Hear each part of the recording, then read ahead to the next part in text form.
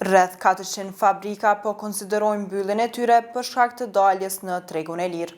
Kështu u tha pas takimit të Odës Ekonomike në bashkëpunim me përfaqësues të sektorit privat, bizneseve anëtare dhe jo anëtare të prekura nga vendimi i zyrës së rregullatorit të energjisë. Në disa deklarime sot këtu, në takimin që patëm mbi 100 e ca biznese, apo më tepër, 400 biznese të cilat ishin të pranishme këtu, të cilat u deklaruan se janë duke konsideruar mbylljen e fabrikave të tyre. Pra, situata nuk është çeçarake, nuk është për tu mos u marrë seriozisht, është shumë serioze. Jemi para mbylljes së fabrikave të këtij vendi. Pas takimit u paralajmërua dhe një protestë paqësore nga bizneset, e cila do të mbahet me 11 qershor në orën 11 në sheshin e Prishtinës. Në rast se nuk do të ketë një reflektim, atëherë bizneset do t'in bashkë me punëtorët, se kanë filluar të ndinë pasojat negative të këtij vendimi, dhe bashkë me punëtorët të ditën e mërkurë do të dalim në shesh prej orës 11 deri në ora 12 për ta shprehur pak kënaqësinë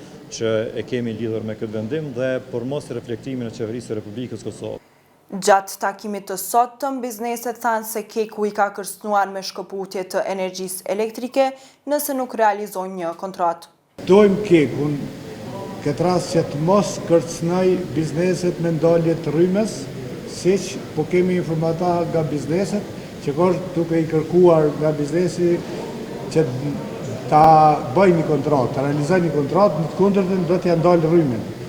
Keku nuk ka drejt mi ndalë rrymen biznesit këtë fazën 60 ditore me sa jemi denik.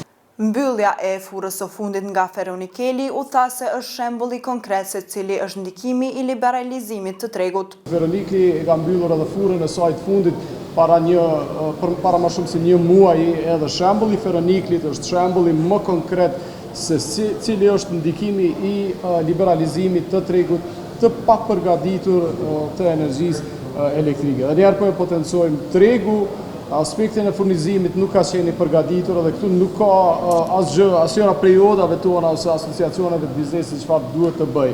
Është zyra rregullatorit të energjisë e cila është dashur që para nisjes së zbatimit të vendimit të sigurohet që tregu është funksional. Me 29 maj u organizua protestë si shenjë pa kënaqësie e lidhur me procesin e daljes së bizneseve në tregun e lirë të energjisë elektrike, duke bllokuar hyrje-daljet në Prishtinë.